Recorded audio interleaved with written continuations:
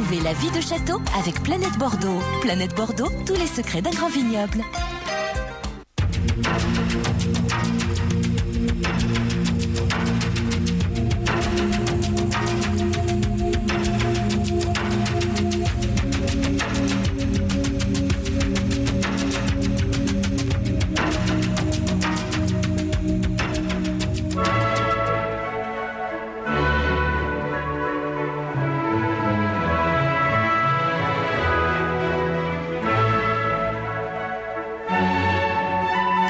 Bonjour et bienvenue au château de La Rivière, dans le Fronsadais.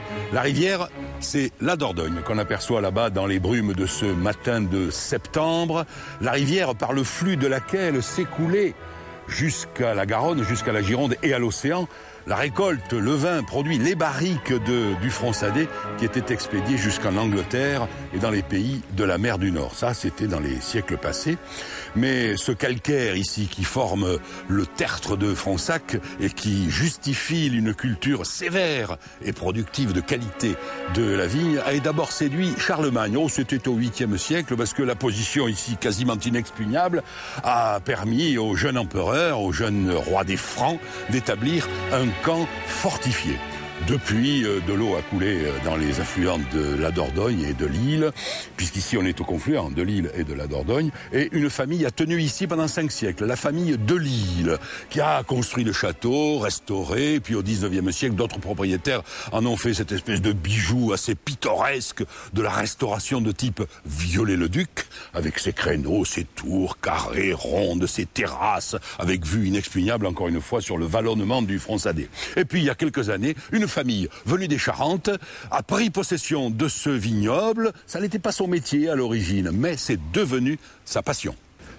Monsieur James Grégoire, votre métier à l'origine, ça n'est pas le vin, c'est la machine agricole. Et en plus, pas dans le Bordelais, mais en Charente. Alors, qu'est-ce qui vous a pris, il y a quelques années, en 2003, de venir acheter un domaine comme celui-là, plusieurs dizaines d'hectares, une belle appellation. Qu'est-ce qui vous a pris?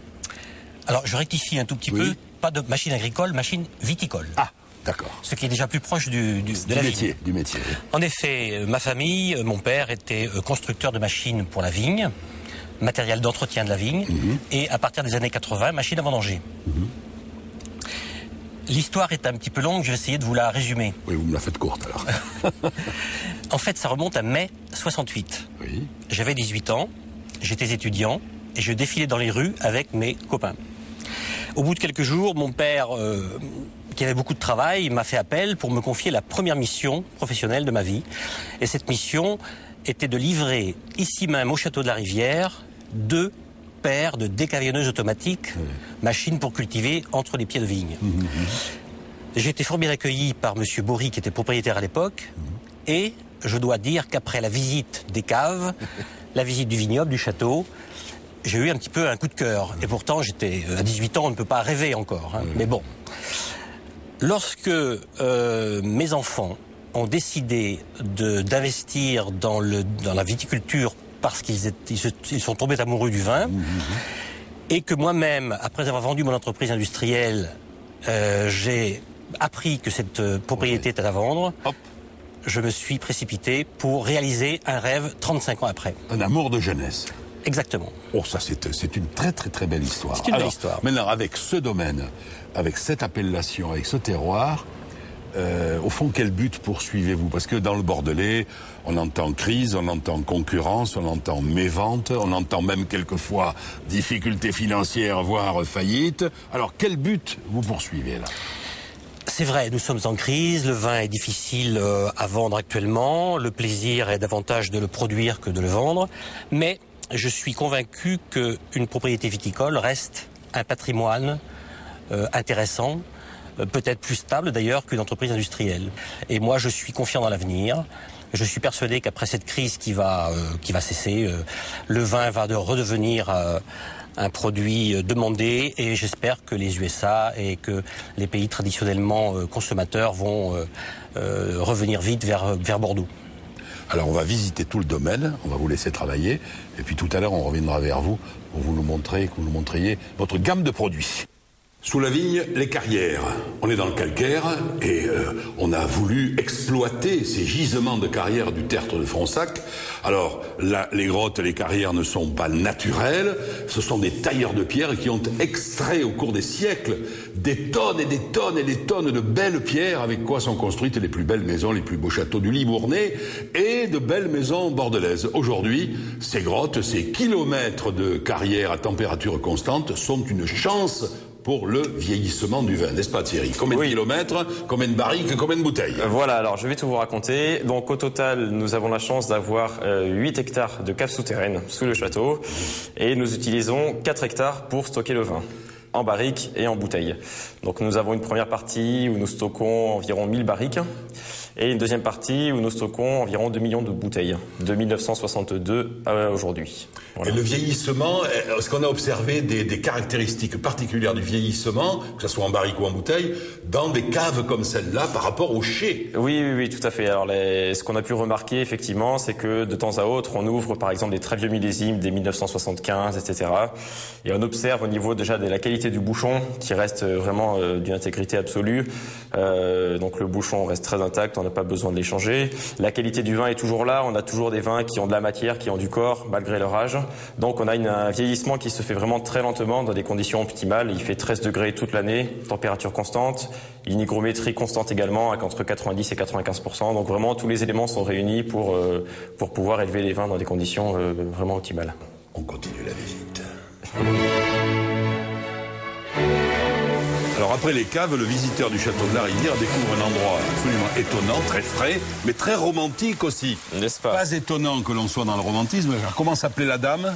Alors c'était Marie-Charlotte Hippolyte de Campy de Saujon. Voilà, c'est la famille qui a eu le château voilà, jusqu'à la Révolution. Exactement. Puisque Marie-Charlotte a été obligée de vendre en 1794 à la vente des biens nationaux. Et puis après, la propriété a eu des fortunes diverses. Voilà. Les particularités de cet endroit, c'est qu'on pouvait s'y baigner.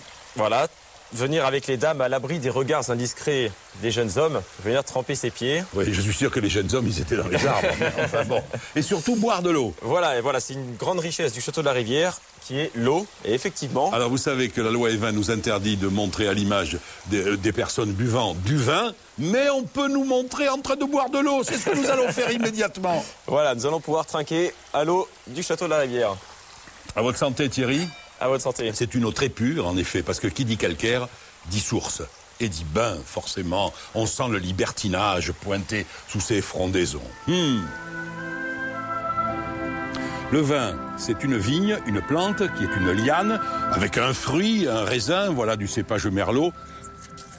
Sucré comme un diable, cette année 2009. Mais c'est aussi du sol. Alors, avec Thierry...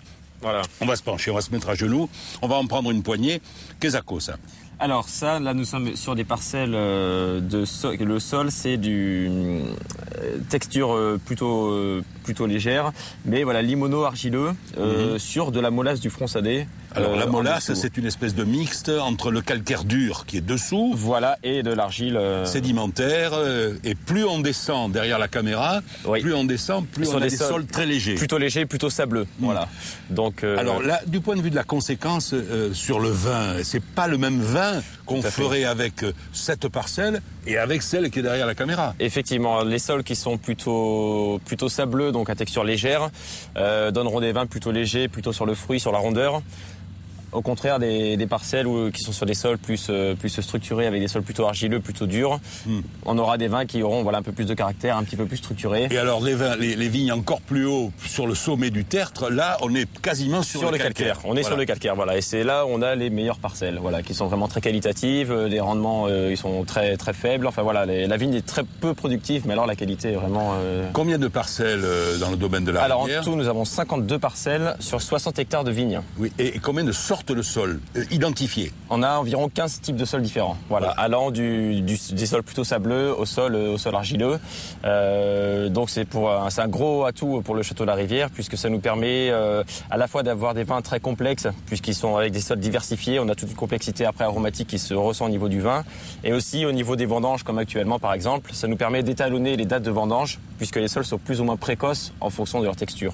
Là, aujourd'hui, nous commençons à vendanger les sols plutôt sableux qui sont plus précoces que les sols argileux. Donc, on peut récolter tous les sols, toutes les parcelles à pleine maturité, grâce à cette possibilité d'avoir tous les... J'aime ce genre de garçon, Thierry. Vous savez pourquoi? Parce que c'est à la fois un commercial, il a fait des études de commerce, et en même temps un BTS de vitivinicole. C'est-à-dire qu'il est sur tout le front. Oui, bravo. Oui. Et c'est pour ça que M. Grégoire l'a choisi, naturellement.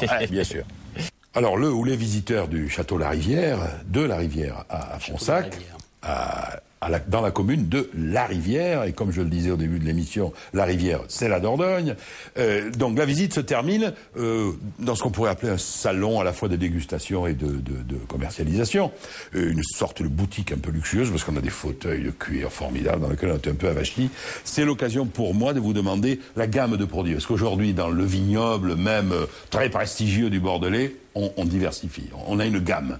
Alors, expliquez-moi votre gamme. En effet, on diversifie puisque depuis 2 ou 3 ans, les vins rosés sont redevenus à la mode. Donc nous produisons ici au Château de la Rivière un rosé et un clairé. Essentiellement, nous produisons notre premier vin, à raison de 250 000 bouteilles par récolte. Et puis nous avons, selon les millésimes, le second vin, les sources du Château de la Rivière. Ah oui, parce qu'il y a beaucoup de sources ici. On a bu l'eau tout à l'heure de Madame Marie-Charlotte, la copine de Jean-Jacques Rousseau. Absolument. Et puis... Donc, 3 produits. Et lorsqu'il y a un millésime exceptionnel, nous produisons la cuvée Aria, qui est composée de 100% de merlot et qui concerne uniquement la parcelle la mieux orientée du domaine, la plus qualitative. Oui, d'accord. Donc ce n'est pas tous les ans. Voilà. Alors, la gamme de prix de ces produits... Pour le consommateur. De 5 à 15 euros pour les vins de la gamme principale. Et la cuvée exceptionnelle, bien sûr, prix exceptionnel, nous sommes là à 45 euros. Merci de votre accueil et j'engage tous les téléspectateurs à venir rôder sur le plateau de Fronsac pour humer et la brume le matin et les vapeurs du vin dans la soirée. La vie de château cette semaine, c'était au château La Rivière dans l'appellation Fronsac. Butte calcaire, la Dordogne, entre l'île et la Dordogne, les brouillards du matin, Charlemagne, la Révolution, le libertinage dans la fontaine et le vin dans les grottes.